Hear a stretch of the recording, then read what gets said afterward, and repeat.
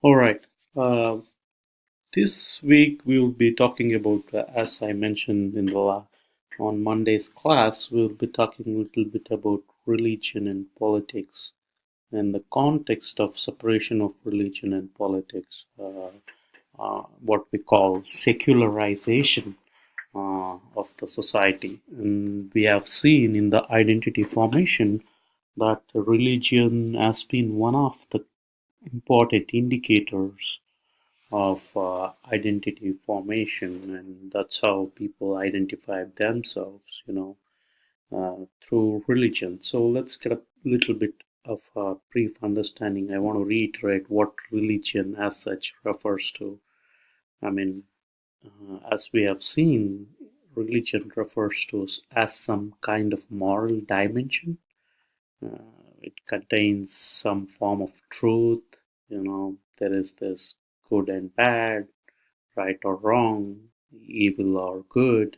So those kind of things. Religion involves some kind of a moral dimensions, and religion is also depicts some kind of text, some language. Those are texts and language play a very important role in the propagation of any particular kind of religion, be it a Bible for Christianity or Quran for Islam, uh, or Buddhist for Buddhism. It's Buddhist texts, and similarly you have language, Arabic, English, Latin.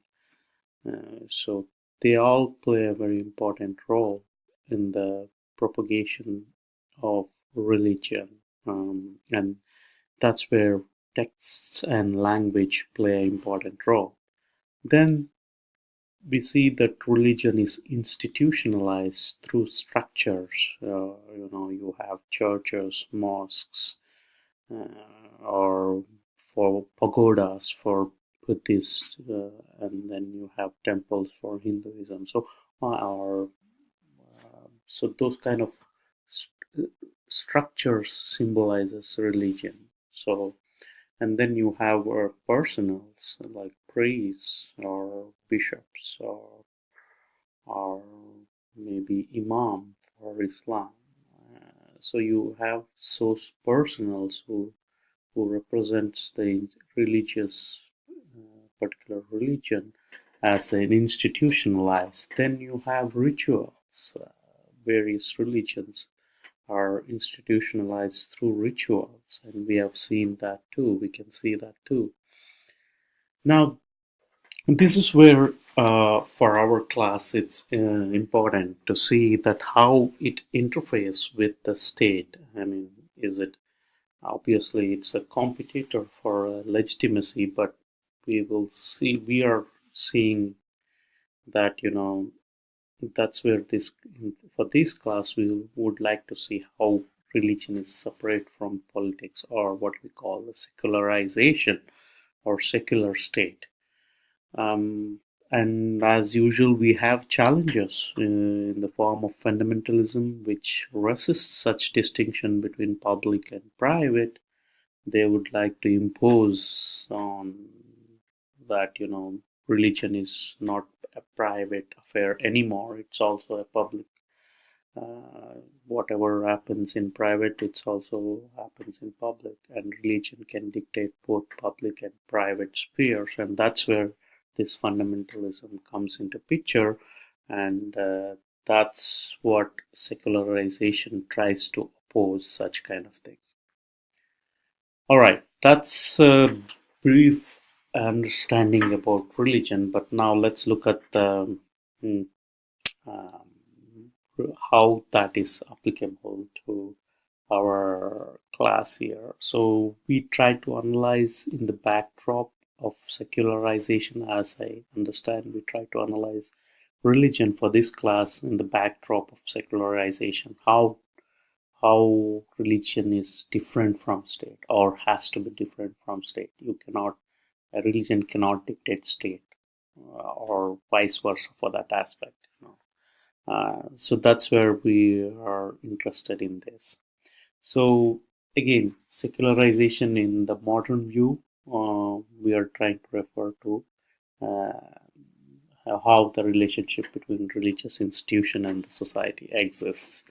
And uh, to get a little bit of history, this whole secularization process started with the Protestant Reformation. Before Protestants, there was this Catholic form of Christianity which ruled much of Europe, where religion and state was intertwined or intermingled very much. And we, in the context of this, I think the article by I think it's Richard Madsen article talks about it, how the narrative of secularization developed over a period in Western society when it's trying to modernize. As the society modernized, then this concept of secularization also developed side by side. And one of the key indicators which contributed to that is the Protestant Reformation, which broke this Catholic idea of uh, politics and religion being one. So the Protestant Reformation shattered that unity, and that was the beginning of secularization process, if you want to historically see.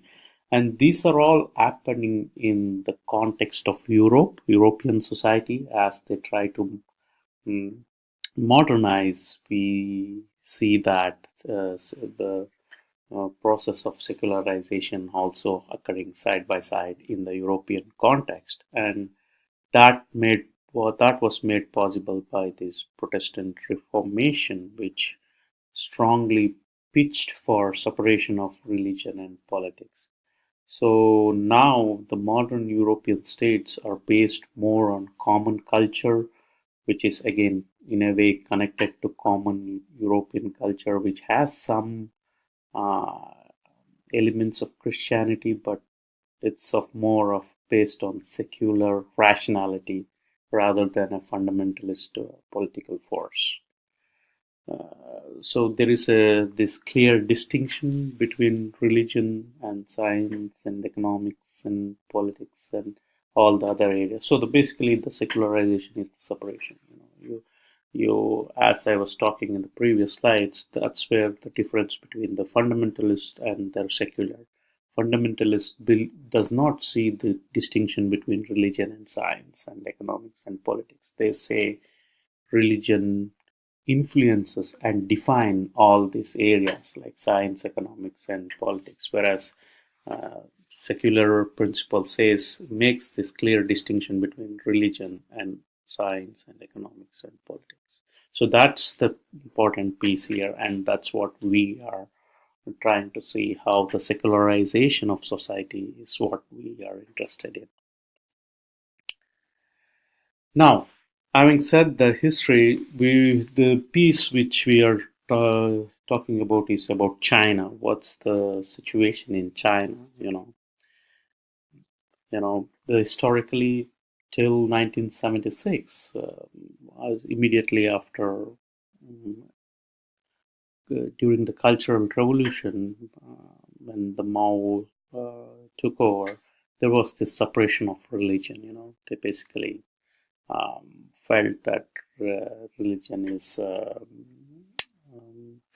they followed the principle of Marxism, and Karl Marx has this famous statement, religion is the opium of masses, meaning, he meant that, it's like a opium.